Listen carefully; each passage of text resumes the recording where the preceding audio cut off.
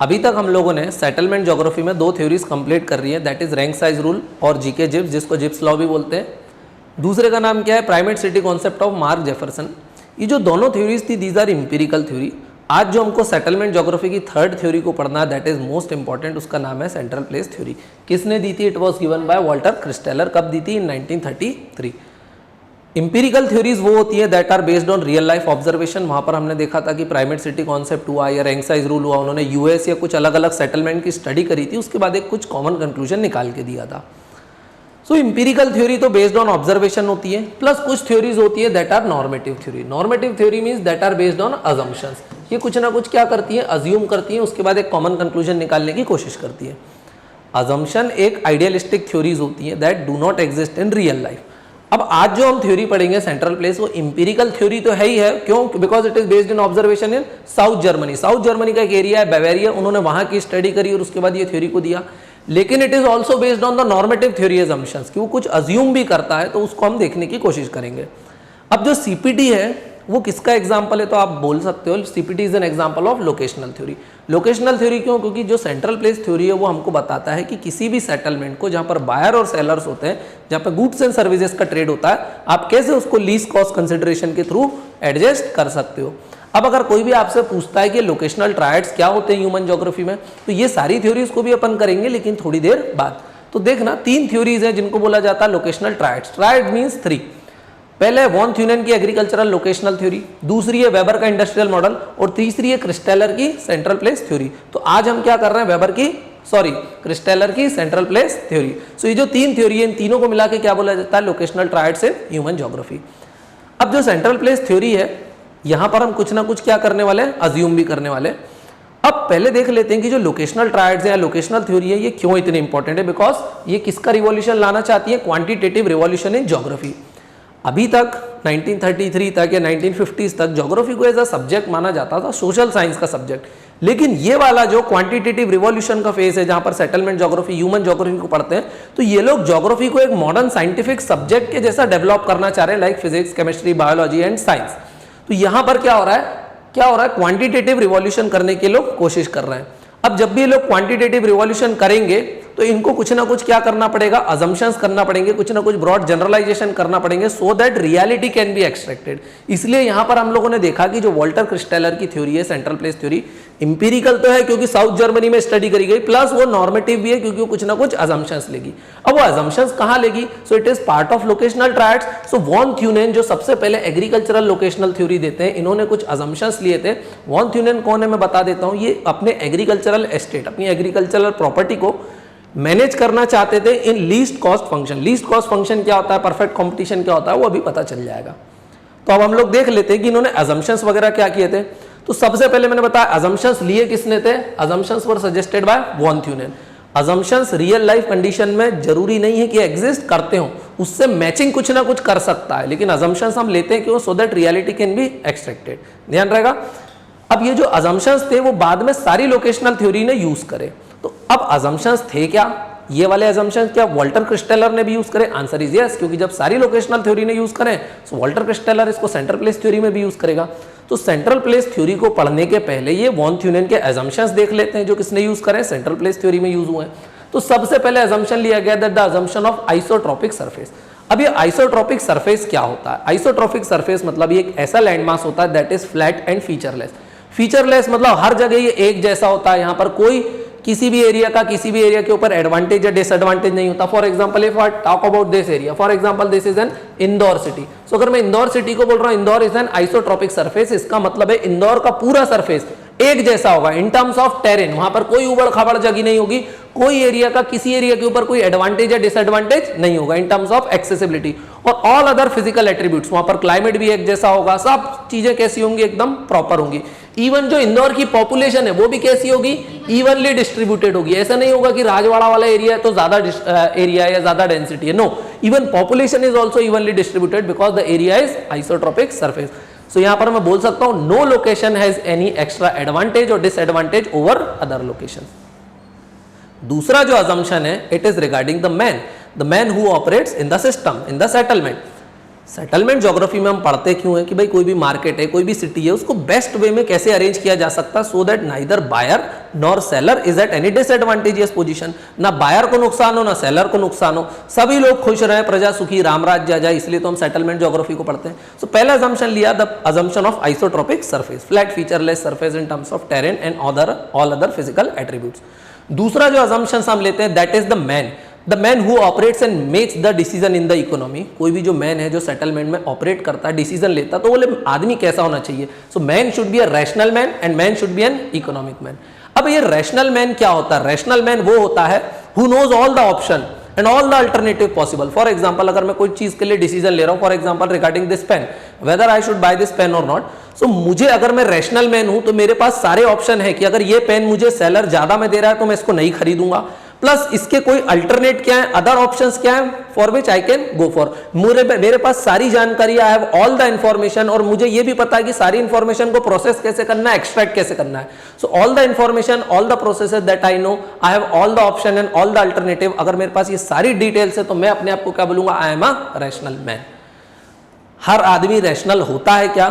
नहीं होता है। या तो बायर के पास ज्यादा इंफॉर्मेशन हो सकती है, सेलर के पास इंफॉर्मेशन हो जाती सकती है, लेकिन मैंने फिर बताया कि ये नॉर्मेटिव अजम्पशंस हैं, these are assumption that do not exist in reality. Plus जब मैन जो है, रैशनल मैन तो होना चाहिए, रैशनल का मतलब समझ में आ गया। अब इकोनॉमिकल मैन भी होना चाहिए। इकोनॉमिकल का मतलब क्या होता है? इकोनॉमिकल का मतलब those who work solely on the profit maximization. ऐसा आदमी जो सिर्फ और सिर्फ किसके लिए काम कर रहा है, प्रॉफिट मैक्सिमाइजेशन, तो उसके लिए उसके जो सारे डिसीजन होंगे are solely based on the commercial profits and gains. तो वहां पर कोई भी इमोशंस है, कॉग्निटिव कंपोनेंट आएगा। कॉग्निटिव क्या होता है? आपने एक एथिक्स में भी पढ़ा होगा। कॉग्निटिव कंपोनेंट है क्या यहाँ पर? Like for example something that is based on your belief, कि आपका बिलीफ है दुकानदार अच्छा है इसलिए मैं इससे माल खरीदूंगा, ऐसा कुछ भी है क्या? नहीं, because you are an economic man, और आपके सारे के सारे डिसीजन किस पर रहेंगे? प्रॉफिट मैक्सिमाइजेशन पे और गेन्स के ऊपर रहेंगे। So man who operates and makes the decision in the economy should be a rational man and should be an economical man. So अभी तक हमने दो अजम्पशन देखे, assumption of isotropic surface and rational and economical man. अब जो तीसरा अजम्पशन लेते हैं, that is the assumption of perfect competition. अब परफेक्ट कंपटीशन क्या होता है, सबसे पहले देख लेते हैं। पहली बात तो जो परफेक्ट कंपटीशन वाली कंडीशन होती है, रियल लाइफ में एग्जिस्ट नहीं करती है, क्योंकि परफेक्ट कंपटीशन कब आता है मार्केट में? जब डिमांड और supply are the only decisive factors that works in the economy for an commodity. इसका मतलब क्या है कि फॉर एग्जांपल ये पेन है, इसका प्राइस कैसे डिसाइड होता? तो बोले only factor is demand and supply, all other factor, for example subsidy, discount, monopoly, emotions, है ना, ये बिहेवियर किसी का, वो सारी चीजें क्या होना चाहिए? नहीं होना चाहिए। फॉर एग्जांपल ये पेन को खरीदने का एक कारण ये हो सकता है, भले ये महंगा है, but I might purchase this pain because it is made in India. लेकिन यहां पर मैं ये सारी चीजों को कंसिडर करूंगा, बिकॉज यहां पर मैं क्या ले रहा हूं? assumption of perfect competition where demand and supply are the only factor that decide the price of commodity। Demand और सप्लाई पे ही वर्क करूंगा, और जब डिमांड और सप्लाई बैलेंस में रहेंगे तभी तो परफेक्ट प्राइस निकल के आएगी। Other factors like subsidy, discount, monopoly etcetera, these are ignored, है ना, और not considered because they are against perfect competition, बोल सकते हैं। अब देखना, ये जो सारे इंस्टेंसेस है, isotropic surface, man is economic man, rational man, perfect competition वाले, ये जो अजम्पशन है, these exist only in idealistic condition but not in realities. तो ये चीज आपको ध्यान रखना है। तो ये सेंट्रल प्लेस थ्योरी इनको यूज कर रही है, तो ये कहीं ना कहीं उसका क्रिटिसिज्म भी हो जाएगा, जो अपन आगे देखेंगे। अब ये जो थ्योरी है that are based on these idealistic condition, these are normative theory because something that is based on assumption and broad generalisation.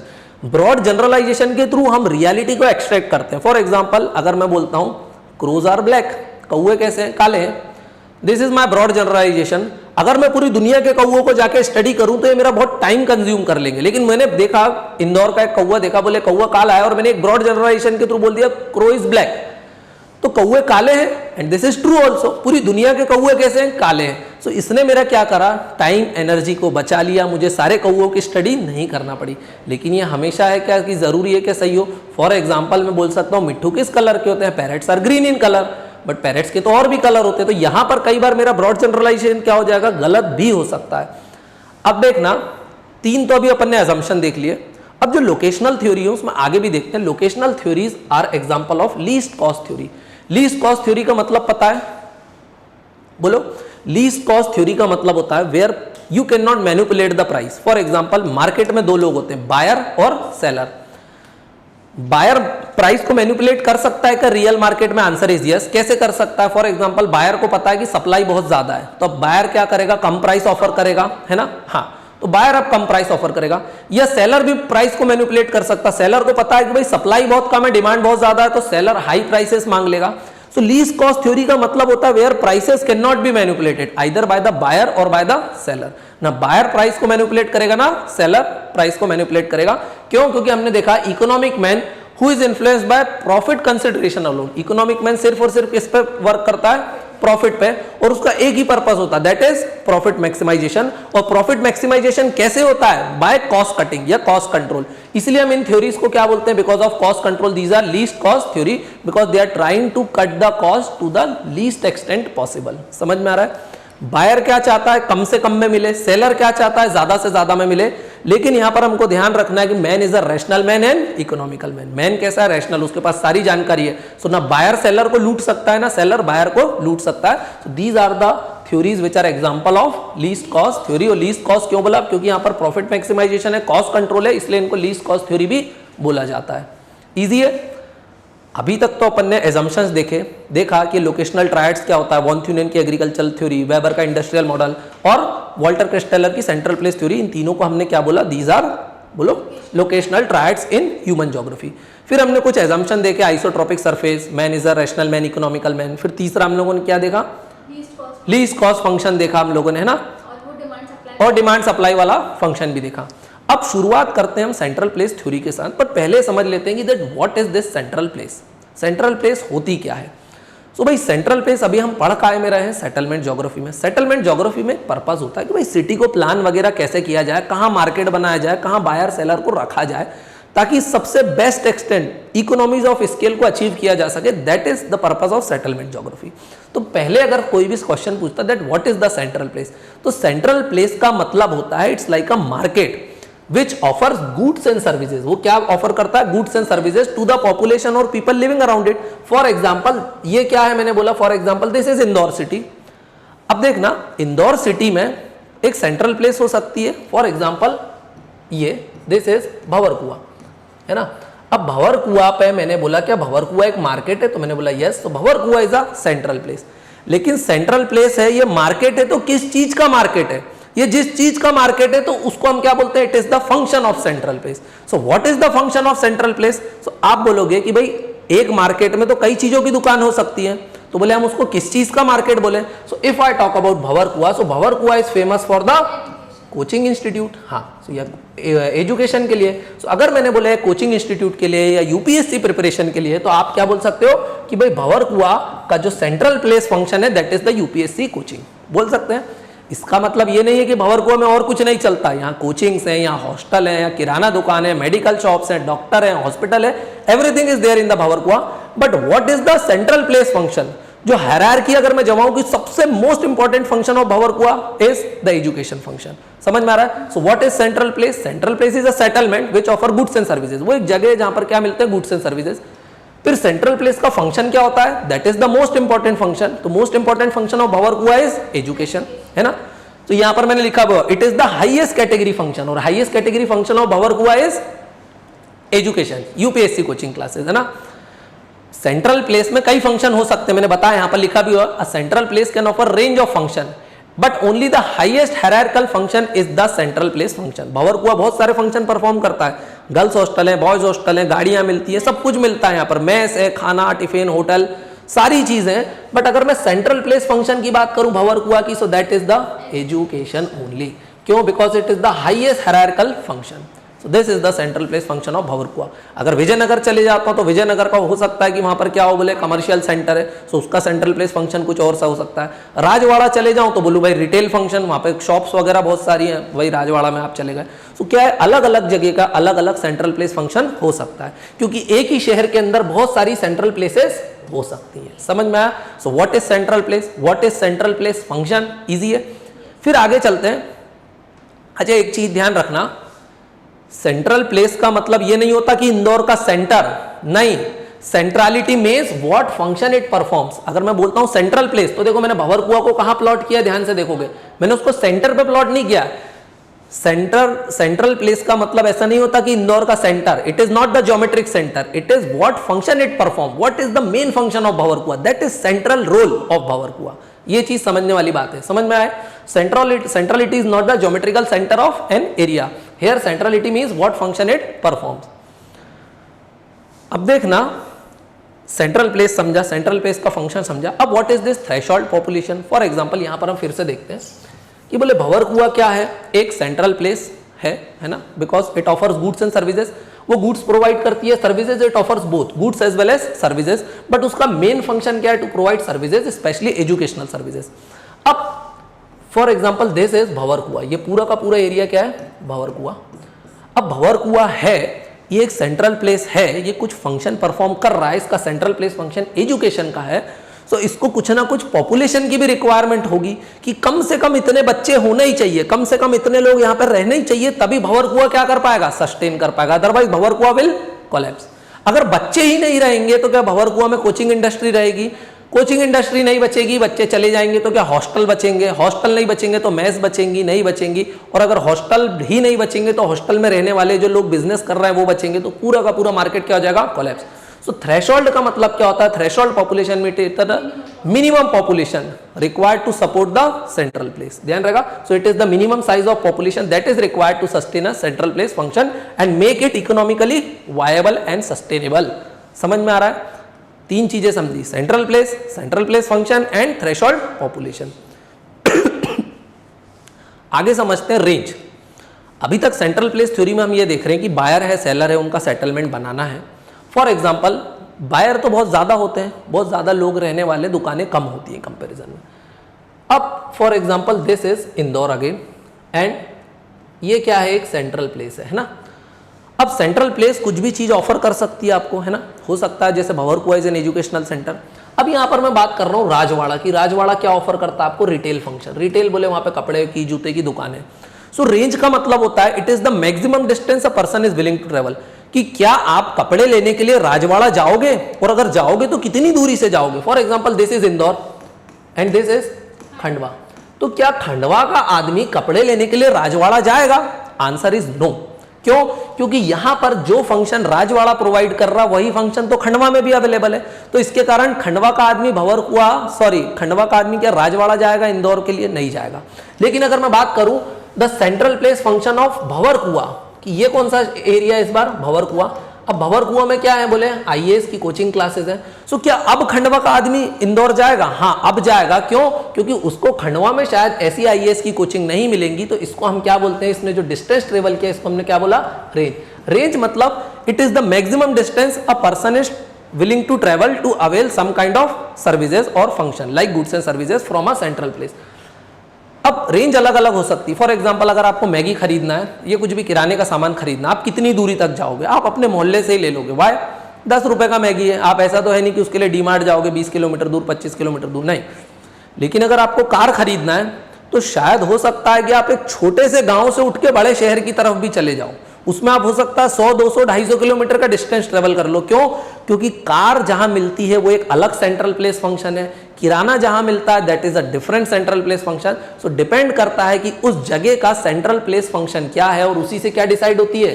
Range decide होती है। So range means maximum distance a person is willing to travel. अब देखना, higher order function will have higher range. ऐसा क्यों बोला मैंने? Higher order function मतलब देखना, यहां पर मैं दो सिटीज को कंसिडर करता हूं, खंडवा एंड इंदौर। एक है अपना खंडवा और एक है अपना इंदौर। देखो खंडवा है, खंडवा में भी बहुत सारी चीजें मिलती होंगी, आपको पता है ना, यहाँ पर बाइक वाइक, किराना विराना, बुक्स वगैरह, स्कूल्स वगैरह, बहुत सारी चीजें। खंडवा में भी बहुत सारे सेंट्रल प्लेस फंक्शन हैं, फंक्शंस परफॉर्म वो कर रहा है, लेकिन जो जो फंक्शन खंडवा परफॉर्म करता है वो सारे फंक्शन, ये जो खंडवा के फंक्शन है ना, वो किसके फंक्शन के अंदर आ जाते हैं? इंदौर। क्योंकि जो जो फंक्शन खंडवा ने परफॉर्म किए वो सारे फंक्शन कौन परफॉर्म कर रहा है? इंदौर भी परफॉर्म कर रहा है। पर इंदौर कुछ ऐसे फंक्शन भी परफॉर्म कर रहा है जो खंडवा परफॉर्म नहीं कर रहा है। सो इंदौर का वो फंक्शन जो खंडवा परफॉर्म नहीं कर रहा है, that is the central place function. बोल सकता हूं मैं, that is the central place function. So अगर मैं बात करूं इंदौर ऐसा कौन सा फंक्शन परफॉर्म कर रहा है जो खंडवा नहीं कर रहा है, तो फॉर एग्जांपल इंदौर में आपको क्या मिल जाएंगी? बोले BMW की कार्स मिल जाएंगी, या बहुत लग्जरियस गाड़ियां मिल जाएंगी जो शायद आपको खंडवा में ना मिले। और अगर वो फंक्शन खंडवा परफॉर्म नहीं कर रहा है तो खंडवा का आदमी फिर कहां जाएगा, इंदौर। सो अगर हायर ऑर्डर फंक्शन है तो लोग ज्यादा दूर तक ट्रेवल करना पसंद करेंगे। आप किराना का सामान लेने के लिए इंदौर नहीं जाओगे, लेकिन कार खरीदना है तो इंदौर चले जाओगे, because higher order function will have higher range. Car हर जगह मिलती है नहीं, तो ये चीज अपने को ध्यान रखना है। अब कॉम्प्लीमेंट्री एरिया क्या होता है? It is the area served by central place. For example यहां पर मैंने एक डायग्राम बना रखा है, this is a central place, for example let's say Bhanwarkuan और पलासिया। ये गीता भवन, गीता भवन पे बोले क्या है, नीट वगैरह की कोचिंग क्लासेज है। सो बोले सेंट्रल प्लेस कितने एरिया को सर्व कर रहा है, बोले इतने एरिया को सर्व कर रहा है। तो बोले ये जो एरिया है ना, तो ये जो इतने एरिया को इसने सर्व किया और ये जो अंदर का पूरा एरिया है that is the complementary area. So area served by central place is the area of influence of central place.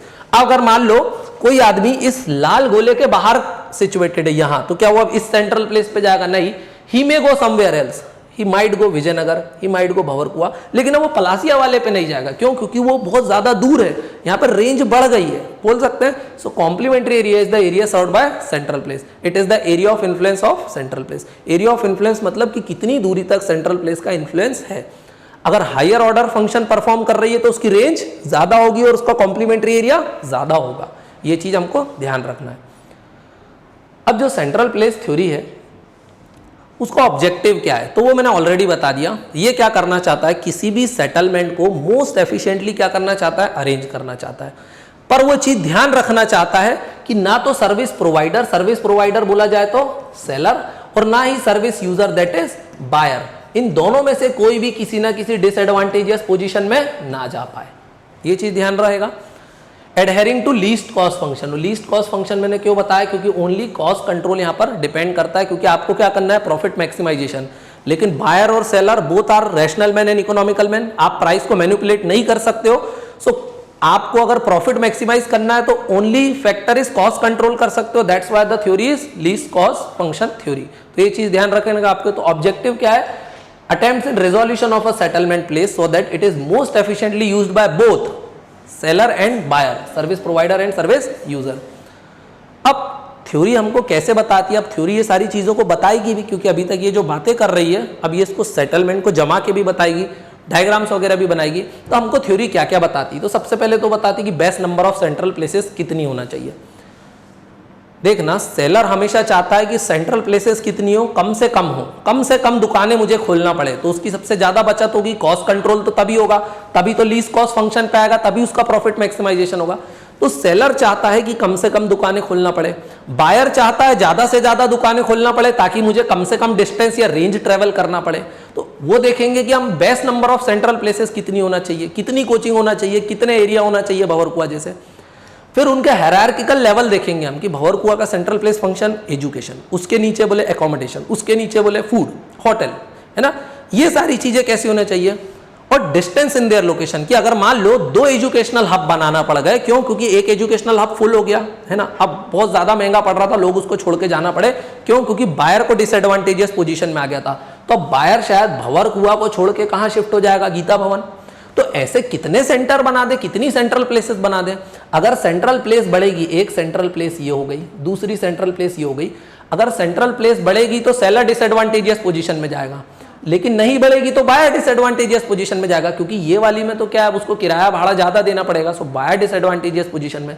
सो ऐसा क्या करें कि सेलर और बायर दोनों में से कोई भी डिसएडवांटेजियस पोजीशन में ना जा पाए और लीस्ट कॉस्ट फंक्शन को हम एडहेयर कर पाए। तो ये चीज समझ में आ रही, so that neither the seller nor the buyer is of any function is at any relative disadvantageous position। समझ में आ रहा है what is this central place theory, वो करना क्या चाह रही है, क्या चीजें एक्सप्लेन करेगी, उसका ऑब्जेक्टिव क्या है कि सेटलमेंट को कैसे जमाया जाए।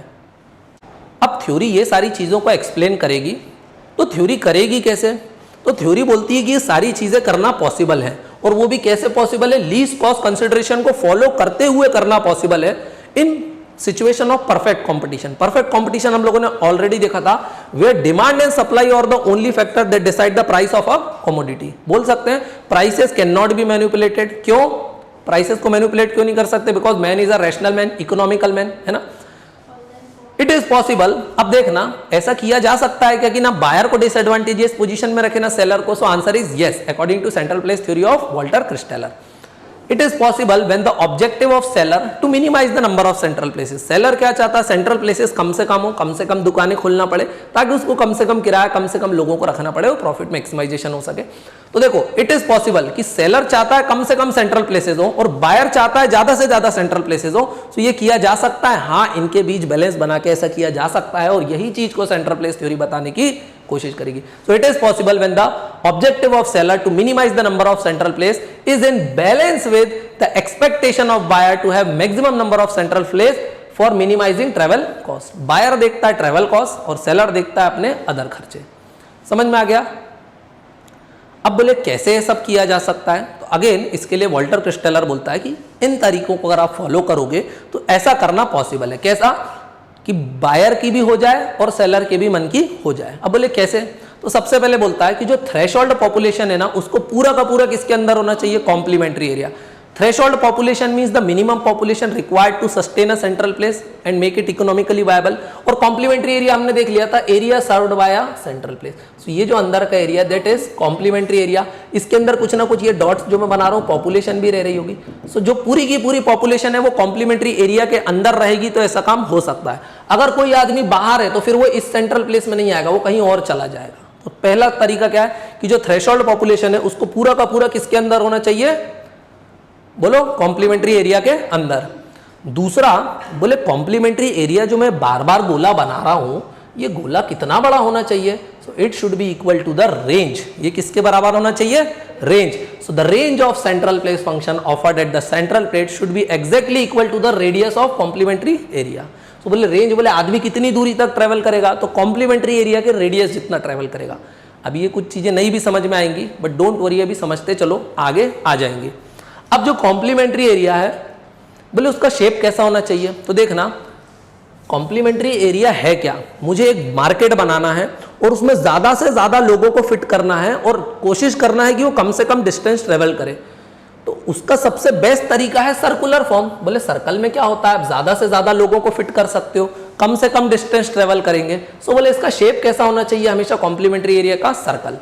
तो सर्कल शेप है तो देखो यहाँ का आदमी भी यहाँ आ जाएगा, यहाँ का आदमी भी आ जाएगा, ये भी आ जाएगा, ये भी आ जाएगा, ये भी आ जाएगा। सो सेंट्रल प्लेसेस भी कम बनाना पड़ी और कोई भी आदमी डिसएडवांटेजियस पोजीशन में नहीं जा रहा है। अगर मान लो क्या होता मैं कॉम्प्लीमेंट्री एरिया ऐसा बना देता, तो देखो यहाँ पर जो आदमी है ये तो आसानी से पहुंच गया लेकिन इस वाले को काफी दूर पड़ गया। सो यहाँ पर बायर गेन्स और यहाँ पर बायर लूजेस। सो यहाँ पर बायर लूज करेगा तो सेलर क्या होगा, प्रॉफिट में चला जाएगा। यहां पर अगर बायर को फायदा होगा तो सेलर नुकसान में चला जाएगा। So this should not be the shape of complementary area. तो बोले कॉम्प्लीमेंट्री एरिया कैसा होना चाहिए, सर्कुलर इन शेप। लेकिन सर्कुलर होने में भी कुछ प्रॉब्लम्स हैं। अब वो प्रॉब्लम्स को अपन देखें कैसी है, वो प्रॉब्लम्स को मैंने डायग्राम के थ्रू बना रखा है। अब बोले अगर सर्कल शेप रखूंगा मैं तो क्या एक ही सेंट्रल प्लेस होती है, नो आंसर। सेंट्रल प्लेस तो क्या हो सकती है, बहुत सारी हो सकती है। अब अगर मान लो मैंने सेंट्रल प्लेसेस को ड्रॉ करा, कहां पर ड्रॉ करता हूं मैं, ब्लैंक स्लाइड में ड्रॉ करता हूं, वेट। अब देखते हैं अगर कॉम्प्लीमेंट्री एरिया का शेप अगर अपन सर्कुलर लेते हैं तो क्या होता है। तो मैंने एक, दिस इज सेंट्रल प्लेस और ये जो अंदर का area that is complementary area. एक ये ले लिया मैंने सेंट्रल प्लेस, दूसरी सेंट्रल प्लेस मैंने यहां पर ले ली, ठीक है, अभी भी ठीक है, बोले कोई प्रॉब्लम नहीं है, लेकिन सेंट्रल प्लेस तो और भी हो सकती हैं। तीसरी सेंट्रल प्लेस मैंने यहां पर ले ली, this is again central place number 3। अगर देखा जाए सो इनके अंदर जो लोग हैं उनको तो कोई डिसएडवांटेज नहीं है, but what about the population that is living here, they are losing, बोल सकते हैं, क्योंकि इनको ज्यादा डिस्टेंस ट्रेवल करना पड़ेगा। तो बोले ठीक है सर्कल को नए तरीके से ड्रॉ कर दो। अब ऐसे ड्रॉ कर दो, एक सेंट्रल प्लेस, दूसरी सेंट्रल प्लेस और तीसरी सेंट्रल प्लेस, हो गया। ये सर्कल को और अच्छे से ड्रॉ कर लेना, हो गया। लेकिन यहां पर देखना एक सेंट्रल प्लेस ये, एक सेंट्रल प्लेस ये, एक सेंट्रल प्लेस ये, लेकिन ये वाला portion I am talking about crash कर गया, ठीक है, स्लाइड क्रैश हो गई थी, डोंट वरी। तो मैं बता रहा था कि अगर हम सर्कुलर फॉर्म में कॉम्प्लीमेंट्री एरिया बनाते तो उसमें कुछ ना कुछ प्रॉब्लम आती है। लाइक एक डायग्राम ये है, यहाँ पर सारे सर्कल्स हैं, एक दूसरे की बॉर्डर्स को टच कर रहे हैं, लेकिन ध्यान से दिखाता है तो ये जो बीच वाला पोर्शन है, ये जो बीच वाला पोर्शन है, यहाँ पर क्या हो रहा है, बायर लूज कर रहा है। क्यों? क्योंकि उसको ज्यादा डिस्टेंस ट्रेवल करना पड़ रहा है। तो हेयर बायर लूजेस, अगर बायर लूज कर गया तो लीस्ट कॉस्ट कंसिडरेशन से आप दूर हट गए तो फिर ये सेंट्रल प्लेस थ्योरी नहीं बता सकती। दूसरा फंक्शन है बोले सर्कल्स को अब आप ओवरलैप कर दो। अगर मैंने सर्कल्स को ओवरलैप करा तो ये वाला जो पोर्शन है बीच बीच में, यहां पर क्या हो रहा है, डुप्लीकेशन, मतलब दो दो सेलर आ जाएंगे। बाहर यहां भी जा सकता है, यहां भी जा सकता है। अगर ये वाले की बात करूं तो ये बाहर यहां भी जा सकता है, ये बाहर यहां भी जा सकता है। अगर बायर दो जगह जा सकता है तो सेलर लूज कर रहा है। इस केस में बायर लूज कर रहा था, इस केस में सेलर लूज कर रहा है। अगर बायर या सेलर कोई भी डिसएडवांटेजियस पोजीशन में, तो फिर सेंट्रल प्लेस तो अपने को बता ही नहीं सकती, क्योंकि लीस्ट कॉस्ट कंसिडरेशन पे जाना चाहती है, परफेक्ट कंपटीशन पे लाना चाहती है। सो बोले बेस्ट वे पॉसिबल क्या है, बोले देखो shape of complementary area should be circular. क्यों? क्योंकि उसमें सबसे ज्यादा पॉपुलेशन को आप एकोमोडेट कर सकते हो इन सर्कुलर शेप। सो बोले सर्कल ही बनाओ, लेकिन उस सर्कल में थोड़ा सा चेंज करके उसको बना दो हेक्सागोनल लैटाइस। क्या बना दो? हेक्सागोनल लैटाइस। हेक्सागोनल लैटाइस। बोले सर्कल थे तो बोले सर्कल का शेप कुछ ऐसे कर दो, दिखाई दे रहा है ये। अब बोले ये हेक्सागोनल लैटाइस अगर एक दूसरे से कनेक्टेड हो रहे हैं तो देखो ना ही बायर लूज कर रहा है ना ही सेलर लूज कर रहा है। So neither buyer nor seller loses. तो ये सबसे पहले बताती है कि आप क्या यूज करो सेटलमेंट में, हेक्सागोनल लैटाइस। और हर हेक्सागोनल लैटाइस के अंदर एक एक क्या बना दो? Central place. ध्यान रहेगा। अब ये पढ़ लेते हैं एक बार जल्दी से, क्या लिखा है, because it has maximum area. Circular shape ही क्यों लेना चाहते हैं? Because it has maximum area in the least length of its perimeter. लेकिन अगर देखा जाए तो उसकी कुछ प्रॉब्लम भी है। Some area either go unserved और डुप्लीकेशन ऑफ एफर्ट्स आ रहा है यहाँ पे, डुप्लीकेशन ऑफ सर्विसेज ऑफर्ड वाली प्रॉब्लम आ रही है, वो जो हमने इन दो केसेस में देखी। सो बोले सॉल्यूशन क्या निकला? हेक्सागोनल लैटाइस। सो बोले देखो यहाँ पर मैंने बना भी रखा है। इस केस में क्या हो रहा है, ये जो रेड पोर्शन है यहाँ पर कौन लूज कर रहा है? सेलर लूजेस कर रहा है। Why? Because of duplicacy of services provided. यहाँ पर दो दो सेलर, एक सेंट्रल प्लेस, ये एक सेंट्रल प्लेस, ये वाला बायर यहां भी जा सकता है, यहां भी जा सकता है, बोल सकते हैं। या फॉर एग्जांपल यहां पर जो सेलर बैठा होगा वो यहां भी जा सकता है, यहां भी जा सकता है, यहां भी। ये वाले में तो सबसे ज्यादा सेलर यहां पर लूज कर रहे होंगे। दूसरा डायग्राम ये बना सकते हैं, लेकिन इसमें क्या हो रहा है कि ये जो बीच वाला है यहाँ पर, ये वाला एरिया कैसा है? Unserved by all the central places. तो यहाँ पर कौन लूज कर रहा है? बायर लूज कर रहा है, क्योंकि उसको ज्यादा डिस्टेंस ट्रेवल करना पड़ेगा। And both of them are distorting the assumption of perfect competition. बोले परफेक्ट कॉम्पिटिशन के लिए सही नहीं है। सो बोले क्या होना चाहिए सही शेप? तो वो मैंने यहाँ पर बना दिया है, दैट इज हेक्सागोनल लैटाइस। आप हेक्सागोनल बनाओ। हेक्सागोनल में दिखाई दे रहा है क्या कोई भी पार्ट यहाँ पर छूट रहा है? नहीं। अब ये जो हेक्सागोनल है ना, they are similar to circles. देख रहे हो? दिख रहा है? सर्कल अगर हम बनाते तो circles can be drawn somewhat like this, right? So circle से ही मैंने क्या डिराइव कर दिया? हेक्सागोनल लैटाइस। और ये क्या रियल लाइफ में कहीं ना कहीं यूज होता है? So answer is yes. This type of network और this type of arrangement is used by the mobile network provider like Jio, Vodafone Idea, Airtel for location of their transmitting tower. बोले tower कहाँ लगा? एक टावर यहाँ लगाओ, एक टावर यहाँ लगाओ, एक टावर यहाँ लगाओ, एक टावर यहाँ लगाओ, और पॉपुलेशन को हेक्सागोनल शेप में क्या करने की कोशिश करो? कवर करने की कोशिश करो। And here no population is left out. That is perfect for perfect competition. समझ में आ रहा है? तो सबसे बेस्ट अप्रोक्सीमेशन क्या हो सकता है? That is hexagonal lattice network where there is neither any overlaps nor area left out. अगर एरिया लेफ्ट आउट हो जाता है तो बायर लूज करता है, ओवरलैप होता है तो सेलर लूज करता है। अब ध्यान रखना है, एक अजम्पशन और भी है कि जो भी हायर ऑर्डर सेंट्रल प्लेस होती है वो हमेशा लोअर ऑर्डर सेंट्रल प्लेस के सारे फंक्शन परफॉर्म करती ही करती है। फॉर एग्जाम्पल भंवरकुआ का education is the top most function. So अगर एजुकेशन टॉप मोस्ट फंक्शन है और तिलक नगर उसके नीचे, Tilak Nagar is for residential function, वो उसके लिए फेमस है, हॉस्टल वगैरह के लिए। सो भंवरकुआ तिलक नगर के सारे फंक्शन परफॉर्म करेगा। यहां पर भी रेसिडेंट्स होंगे, यहां पर भी हॉस्टल होंगे। So higher order central place must offer all the functions offered by lower order central place. और यहां पर ऑर्डर का मतलब है हायरार्की, कि भंवरकुआ का सबसे टॉप मोस्ट फंक्शन, फिर उससे नीचे वाला, उससे नीचे वाला, तो उसकी बात करा। So higher order central place must offer all the lower order function apart from central function. Bhanwarkuan ऐसा फंक्शन परफॉर्म कर रहा है जो तिलक नगर नहीं कर रहा है, लेकिन जो जो फंक्शन तिलक नगर परफॉर्म कर रहा है वो भंवरकुआ तो कर ही रहा है। ध्यान रहेगा, हायरार्किकल फंक्शन का मतलब क्या होता है वो मैंने ऑलरेडी बता दिया है। अब क्रिस्टेलर से पूछा गया कि चलो आप सेटलमेंट्स को जमा रहे हो, आपने ये सारी चीजें बताई। सो क्रिस्टेलर ने बोला अब मैं इन टाइप के फंक्शंस को जमाने की कोशिश करूंगा। तो क्रिस्टेलर यूजेस 3 टाइप्स ऑफ फंक्शन, और उन्होंने उसको क्या अरेंज किया? मोस्ट एफिशिएंट स्पेस में अरेंज करने की कोशिश करी। क्रिस्टेलर ने कितने फंक्शन लिए? 3 फंक्शन। पहले को बोला मार्केटिंग या फिर रिटेल फंक्शन, दूसरे को क्या बोला? ट्रांसपोर्टेशन फंक्शन, और तीसरे को बोला एडमिनिस्ट्रेटिव फंक्शन। अब क्रिस्टेलर ने सिर्फ 3 ही फंक्शन को परफॉर्म किए। क्रिस्टेलर थ्योरी दे रहे थे 1933 में, when manufacturing was the most important function, और क्रिस्टेलर ने मैन्युफैक्चरिंग को क्या कर दिया, इग्नोर कर दिया, because of which he was criticised also, he did not consider manufacturing function, for which he was criticised because historically manufacturing has been the most important function, है ना, मोस्ट इंपॉर्टेंट फंक्शन और basis of urbanisation बोल सकते हैं। अब देखना ये जो 3 फंक्शन है, बोले ठीक है इनको आप जमा के बताओ मार्केट को कैसे जमाओगे, तो बोले मैं 3 लेवल पे करूंगा, मार्केटिंग या फिर रिटेल, ट्रांसपोर्टेशन और एडमिनिस्ट्रेटिव फंक्शन। तो बोले सबसे पहले देखते हैं कि सिटी का या सेटलमेंट का रिजोल्यूशन कैसा होना चाहिए अकॉर्डिंग टू मार्केटिंग प्रिंसिपल, या फिर रिटेल फंक्शन, रिटेल शॉप्स कैसी होना चाहिए। रिटेल शॉप किसी ना किसी मार्केट में होती है, उस मार्केट को हम क्या बोलते हैं, सेंट्रल प्लेस। तो क्या रिटेल शॉप एक ही जगह होती है, भाई नंबर ऑफ सेंट्रल प्लेसेस हो सकती हैं, जैसे इंदौर में बहुत बड़ा मार्केट होगा, लेकिन खंडवा, खरगोन, बड़वानी, उज्जैन इधर पे भी मार्केट होगा, देवास में भी मार्केट होगा। सो देखा जाए तो Indore is the central place, और उससे जो नीचे वाले हैं वो लोअर ऑर्डर फंक्शन परफॉर्म कर रहे हैं। तो बोले जो लोअर ऑर्डर वाले हैं वो कहाँ सिचुएटेड होना चाहिए, तो बोले सबसे पहले तो जो इंदौर है, तो बोले देखो इंदौर को मैं ब्लैक कलर से डिनोट करता हूँ, तो बोले for example this A is Indore, तो बोले इंदौर को तो आप हेक्सागोनल बना दो, ये इतनी पॉपुलेशन को सर्व करेगा, this is the complementary area of Indore, ये जो अंदर वाला पूरा बॉक्स आ गया। फिर बोले खंडवा जैसी लोकेशंस कहाँ होना चाहिए, जो उसके लोअर ऑर्डर वाले, सो बोले उनको वोटाइसेस पर सिचुएटेड कर दो, ये खंडवा, ये खरगोन, देवास, उज्जैन, बड़वानी, समझ में आ रहा है। सो जो लोअर ऑर्डर फंक्शन है, अच्छा देखना जो फंक्शन बी परफॉर्म करता है वो तो ए करता ही करता है, क्योंकि देखना अगर बी है, अब बी से भी छोटे वाले होंगे तो उनको मैं क्या करूंगा, बी के फिर वर्टाइसेस पे करूंगा।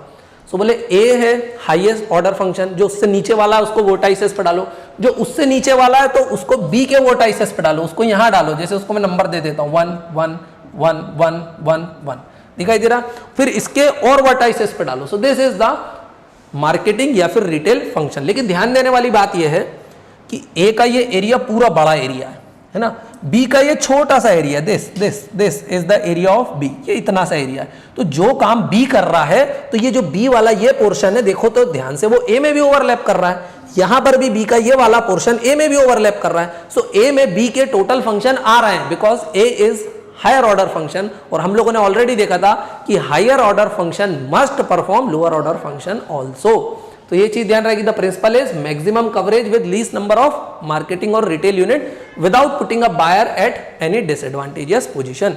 अब ये समझ में नहीं भी आया होगा तो एक बार बार बार ध्यान से देखना, ये जो मैंने रेड लाइंस खींची है, रेड लाइंस मैंने लोअर ऑर्डर फंक्शंस के लिए खींची है, तो ये चीज आपको ध्यान रखना है। और ये जो ग्रीन सी ब्लू लाइन जो आपको दिखाई दे रही होंगी कैमरे में, this is for the higher order function. So higher order function also performs lower order function, ये चीज आपको ध्यान रखना है। So according to Christaller it is possible if lower order centres are located at the vertices, कहां पर है वो, वोटाइसेस पे ना, वोटाइसेस ऑफ, बोलो, complementary area of higher order central place. So this is for the resolution according to market principle या फिर retail function. ये किसने बताया हमको, क्रिस्टेलर ने बताया। उसने तो 3 चीजों के लिए बताया था, 3 फंक्शन के लिए, मार्केटिंग या रिटेल, ट्रांसपोर्टेशन और एडमिनिस्ट्रेशन। अब दूसरा फंक्शन देखिए अपन, अच्छा देखना वो क्या करता है, यहां पर हम लोगों ने देखा था कि ये ज्योग्राफी को एज अ क्वांटिटेटिव रिवॉल्यूशन के फेस में ले जाना चाहते हैं, ये लोकेशनल थ्योरीज ह्यूमन ज्योग्राफी की, where they are trying to develop geography as a modern scientific subject. वो मैथ्स और फिजिक्स के कुछ फॉर्मूलेज वगैरह यूज कर रहे हैं और एक साइंटिफिक सब्जेक्ट को बनाने की कोशिश कर रहे हैं अदर देन सोशल सब्जेक्ट। सो वो क्या करेंगे, अब बताएंगे कि भाई अलग अलग फंक्शंस निकालते हैं। अब ये क्या है, that is not at all important, बस ये चीज ध्यान रखना है आपको कि के की वैल्यू कितनी आती है।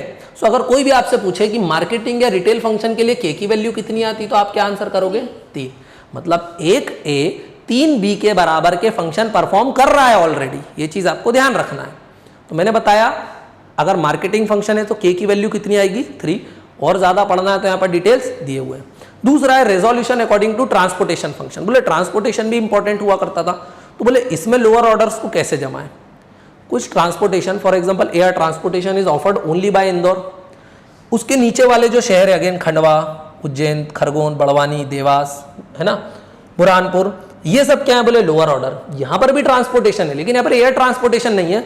So Indore is the central place function performing, Indore is performing central place function. और ये जो नीचे वाले ये क्या है, सबऑर्डिनेट है। सो बोले नीचे वालों को कहां रखो, तो ये वाला तो हमने देखा था, दिस इज मार्केटिंग या रिटेल फंक्शन।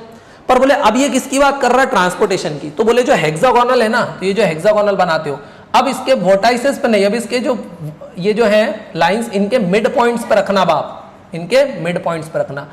तो ये चीज ध्यान रहेगी, सेंट्रल प्लेस बीच में है, तो ट्रांसपोर्टेशन फंक्शन में अरेंज करना हो तो उनके मिड पॉइंट्स पे क्या करना, आप लोअर ऑर्डर वालों को अरेंज कर देना। तो ये जो शहर है खंडवा, खरगोन, बुरहानपुर, उज्जैन, देवास, बड़वानी, ये सब कहाँ जाएंगे, on the mid points of the lines, ध्यान रहेगा। So the lower order central places should be located at the mid points of hexagonal sides of higher order complementary area. अब ये यहां आ गए, तो अब आप इसका भी देखना, इसका भी अब आप ड्रॉ कर सकते हो क्या, हाँ। अब आप इसका भी क्या कर दो, हेक्सागोनल लेटाइस ड्रॉ कर दो, फिर उसके मिड पॉइंट बना दो, फिर उसका भी हेक्सागोनल लेटाइस ड्रॉ कर दो। तो ऐसा आप चलने देना। अब बोला इसके लिए के की वैल्यू क्या आएगी, सो बोले एक हायर ऑर्डर के अंदर कितने लोअर ऑर्डर आ जाएंगे, सो बोले के की वैल्यू कितनी आ रही है, 4। तो देखो मार्केटिंग प्रिंसिपल के लिए के की वैल्यू कितनी आई, 3। मार्केटिंग में कितनी आई थी, के इज इक्वल टू आया था 3। ट्रांसपोर्टेशन में के इज इक्वल टू आ गया 4, ध्यान रहेगा। सो ट्रांसपोर्टेशन प्रिंसिपल, रिटेल या मार्केटिंग प्रिंसिपल अभी तक हमने फिनिश कर लिया। अब तीसरा देखते हैं, resolution according to administrative principle. अभी तक देखना, अगर ये डायग्राम्स को मैं ध्यान से देखूंगा तो इसमें हमने एक चीज को ऑब्जर्व किया, ये वाले को देखो ध्यान से, कि यहां पर ध्यान से देखना कि जो फंक्शन लोअर ऑर्डर परफॉर्म कर रहा है वो हायर ऑर्डर भी कर रहा है, लेकिन अगर एडमिनिस्ट्रेशन में मैं ऐसा करूंगा तो फिर तो कंफ्लिक्ट हो जाएगा कि जो काम लोअर ऑर्डर कर रहा है वो हायर ऑर्डर भी कर रहा है। तो बोले गांव का सरपंच कुछ डिसीजन ले रहा है और कलेक्टर भी वो डिसीजन ले रहा है, तो फिर उनमें क्या हो जाएगा, कंफ्लिक्ट ऑफ इंटरेस्ट। फिर डबल डिसीजन होंगे तो क्या डबल डेवलपमेंट हो जाएगा। सो देखो मार्केटिंग और ट्रांसपोर्टेशन के लिए तो हम डुप्लीकेशन कर सकते हैं, लेकिन एडमिनिस्ट्रेटिव फंक्शन में ये रूल को यूज नहीं कर सकते। सो बोले एडमिनिस्ट्रेशन में क्या करो, सो बोले एडमिनिस्ट्रेशन में या तो बायर या तो सेलर कोई ना कोई तो क्या करेगा, कुछ ना कुछ लूज करेगा। तो बोले उसका भी मैं एक डायग्राम बनाता हूं। बोले एडमिनिस्ट्रेटिव फंक्शन क्या है, बोले here central place function is administrative function. तो बोले उसका एक डायग्राम बना दो आप। मैं कहां बनाऊं, ये वाले डायग्राम्स दोनों गलत हैं, इनको मैं बना के बताता हूं कैसे बनाना है। अपन इसको एक ब्लैंक स्लाइड पर बनाते हैं। एडमिनिस्ट्रेटिव फंक्शन में रिजोल्यूशन कैसे होना चाहिए। यहां पर के की वैल्यू देखो तो क्या आ रही है, के इज इक्वल टू 7 आ रहा है। मार्केटिंग या रिटेल में कितना आया था, के इज इक्वल टू 3। ट्रांसपोर्टेशन में के इज इक्वल टू 4 और यहां पर के इज इक्वल टू 7। मतलब एक हायर ऑर्डर फंक्शन के अंदर कितने लोअर ऑर्डर फंक्शन आएंगे, 7 आएंगे। तो देखें बना करके अपन जल्दी से देखते हैं, फटाफट इजी है बहुत। पहले हेक्सागोनल लेटाइस को मैं ड्रॉ करूंगा। This is the hexagonal wait.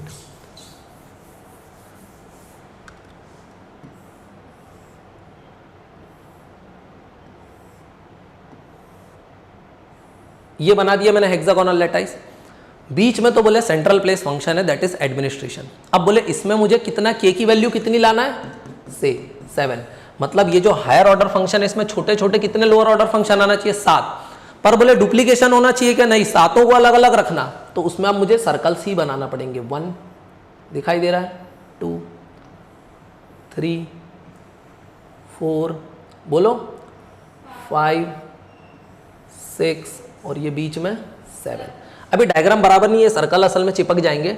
सो ध्यान से देखना, तो ये वाला पोर्शन, दिस पोर्शन, ये जो मैं ब्लॉटिंग कर रहा हूं, this portion, this portion, this portion, यहां पर या तो कोई ना कोई फंक्शन अपनी सर्विसेज एक्स्ट्रा प्रोवाइड करेगा। क्यों करेगा, अगर दोनों प्रोवाइड कर देंगे तो डुप्लीकेशन हो जाएगा सर्विसेज का और कंफ्लिक्ट भी होगा इन डिसीजन मेकिंग। तो या तो हो सकता है ये वाला जो एरिया है, तो ये सर्कल बोले चलो ये पूरा एरिया मैं ही कवर कर लेता हूं, ये वाला एरिया तो ये सर्कल बोले चलो ये पूरा एरिया मैं ही कवर कर लेता हूं। तो इसका फिर डायग्राम कुछ ऐसे बन जाएगा, समझ में आ रहा है।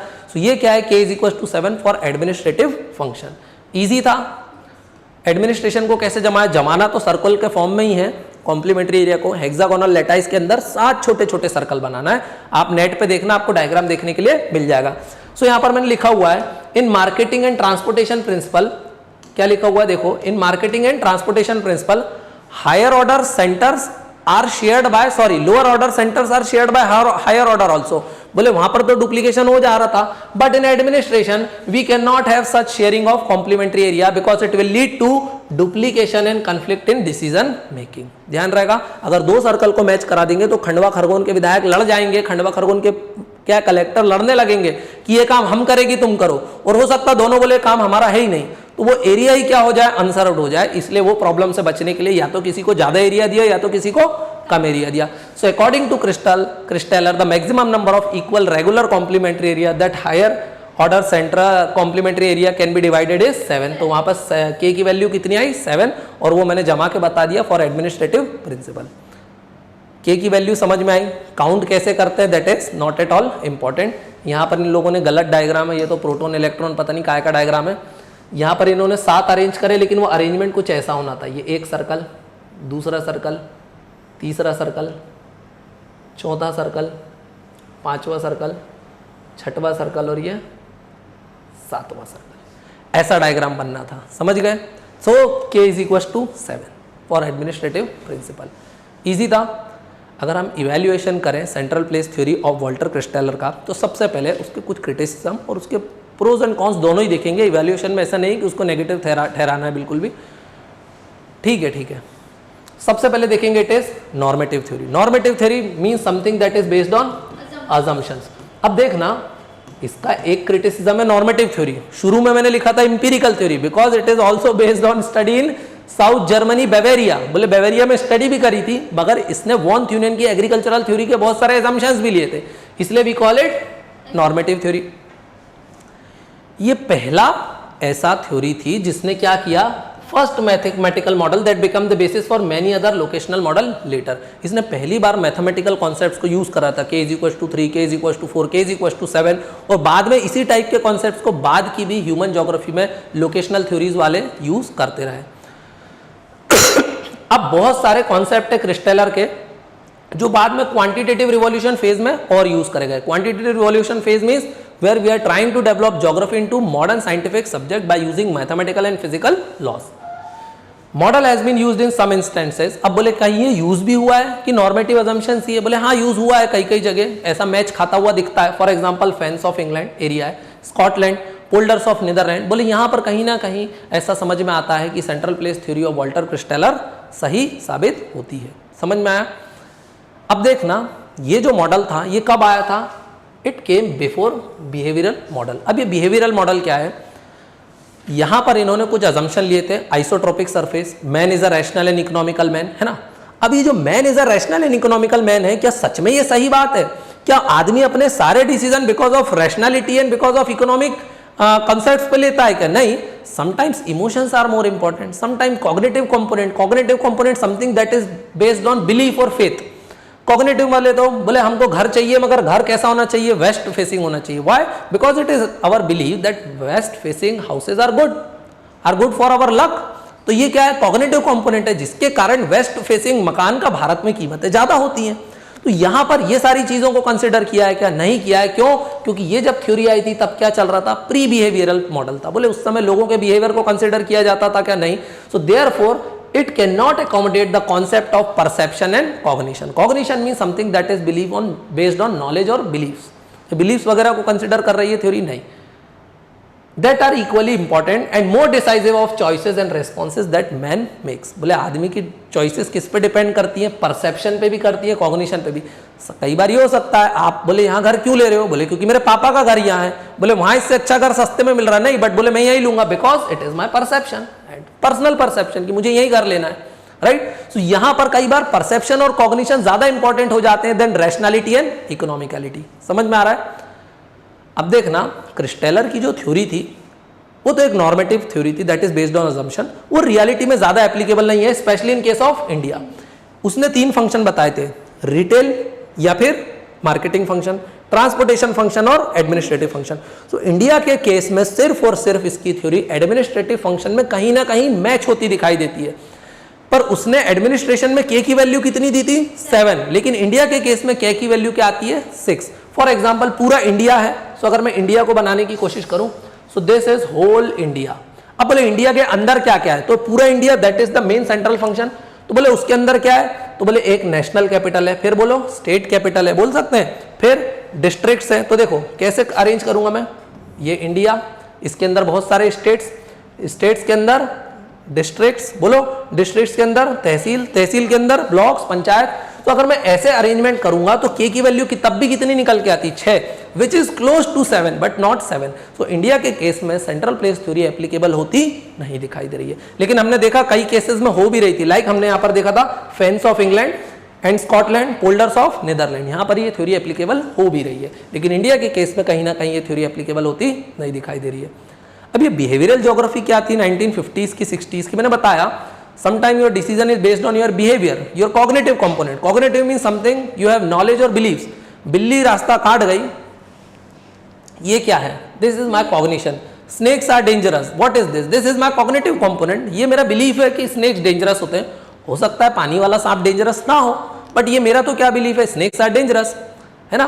सो कई बार हमारे डिसीजन किस पर रहते हैं, based on cognitive component also. लेकिन ये सेंट्रल प्लेस थ्योरी क्या करती है, इग्नोर करती है, क्योंकि वो प्री बिहेवियरल ज्योग्राफी के फेज में आई थी। वो 1933 में आई थी, और बिहेवियरल ज्योग्राफी कब से स्टार्ट हुआ, 1950s से और 60s से। सो ये उसका क्रिटिसिज्म है। So behavioural geography was a criticism of normative assumptions of quantitative revolution phase, in particular the assumption of economic rational man। समझ में आया? क्योंकि डिसीजन हमेशा रैशनैलिटी पे या इकोनॉमिक मैन ऐसे डिसीजन लेता है क्या? नहीं, sometime decision are based on perception and cognition. अब ये जो मॉडल है, this is a close system approach. Close system approach का मतलब क्या होता है? For example the assumption of perfect competition. Perfect competition बोले कैसा चल रहा है, कि बोले जो सरफेस है वो कैसा, आइसोट्रोपिक सरफेस है। बोले कोई भी अदर एक्सटर्नल फैक्टर है क्या जो उसको डिस्टर्ब कर सकता? नहीं। लेकिन क्या आइसोट्रोपिक सरफेस हमको सच में देखने के लिए मिलते हैं? Answer is no. For example India में अगर मैं बात करूं, इंडिया में अगर for example this is India and this is Delhi, बोल सकता हूं मैं। सो बोले देखने के लिए तो पूरी इंडिया की पॉपुलेशन दिल्ली के अराउंड ऐसे होना चाहिए, लेकिन ऐसा है क्या? इंडिया की ज्यादातर पॉपुलेशन अगर देखा जाए तो इंडिया की ज्यादातर पॉपुलेशन कैसी है? तो बोले दिल्ली यहाँ है तो पूरी पॉपुलेशन तो नीचे बसी हुई है, क्योंकि यहाँ पर तो हिमालयाज हैं। सो आइसोट्रोपिक सरफेस है ही कहाँ इंडिया में, बोल सकते हैं। सो आइसोट्रोपिक सरफेस का कॉन्सेप्ट हर जगह सही नहीं बैठता है, तो ये चीज भी हमको ध्यान रखना है।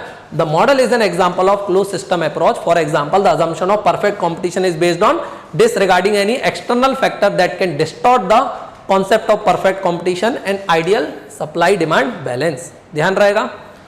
अब बोले सेंट्रल प्लेस थ्योरी क्या इररिलेवेंट हो गई? आंसर इज न्यू, क्योंकि अभी हमने इसके इवैल्यूएशन में देखा कि बाद में बहुत सारे लोकेशनल थ्योरीज में इसको यूज किया गया। सेंट्रल प्लेस थ्योरी में कुछ मॉडिफिकेशन किए गए, मॉडिफिकेशन बाय ऑगस्ट लॉश। किसने मॉडिफिकेशन किया? ऑगस्ट लॉश ने मॉडिफिकेशन किए। अब मॉडिफिकेशन ऑफ ऑगस्ट लॉश को भी देख लेते कि ऑगस्ट लॉश ने ऐसा क्या मॉडिफिकेशन किया। तो सबसे पहले तो क्रिस्टेलर ने कितने फंक्शन यूज किए थे? ओनली 3, एडमिनिस्ट्रेटिव, ट्रांसपोर्टेशन और मार्केटिंग और रिटेल। उसने मैन्युफैक्चरिंग फंक्शन को क्या कर दिया था? इग्नोर कर दिया था। उसकी थ्योरी नॉर्मेटिव थ्योरी थी, तो अगस्त लॉश की थ्योरी भी नॉर्मेटिव थ्योरी है। उसने भी लीस्ट कॉस्ट प्रिंसिपल को फॉलो करने की कोशिश करी है, उसने भी नॉर्मेटिव अजम्पशन लिए, और वो भी क्या करना चाहता था? सेटलमेंट स्पेस को मोर एफिशिएंट वे में अरेंज करने की कोशिश कर रहा था। लेकिन क्रिस्टेलर ने सिर्फ 3 फंक्शन लिए थे, लॉश 150 से ज्यादा फंक्शन लेगा, इंक्लूडिंग मैन्युफैक्चरिंग। समझ में आ रहा है? Losch made some modification to make theory more representative of more reality. Losch have more applied concept then Christaller, क्योंकि उसने मैन्युफैक्चरिंग कॉन्सेप्ट को लिया था और उसने 150 से ज्यादा फंक्शंस को इंक्लूड करने की कोशिश करी थी, और इवन उसमें नॉर्मेटिव अजम्पशंस में भी कुछ ना कुछ चेंजेस किए थे। सबसे पहला चेंज उसने क्या किया? तो सबसे पहले तो उसने कितने फंक्शन लिए? 150 फंक्शन इंक्लूड किए, including manufacturing, and not just 3 as done by Walter Christaller. अब देखना, वॉल्टर क्रिस्टेलर की थ्योरी भी क्या है? बोले नॉर्मेटिव थ्योरी है।